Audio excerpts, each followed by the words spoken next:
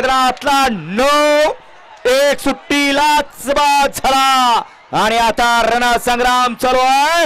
एकूण 9 गाड्यांच्या मध्ये कोण होतो 9वा बैलगाडी मालक फायनलचा मानकरी. अतिशय सुंदर अशी लढत लढत लढत आणि लढत झाले. आड्याला कड्याला होता सुंदर 11-11 चित्र्या. तेजा शेजारी होता पिस्तूल लक्ष. तेजा शेजारी होता राम आणि शंभू आणि खाल्ल्या साईडनं होता मथुर आणि राजा. चौघांच्या लढत झाले अट्टी आणि तटीची. कुणी घेतला निकाल आणि कोण झाला फायनलचा मानकरी. मथुर राजा, रामा शंभू, पिस्तूल लक्ष का सुंदर आणि चित्र्या.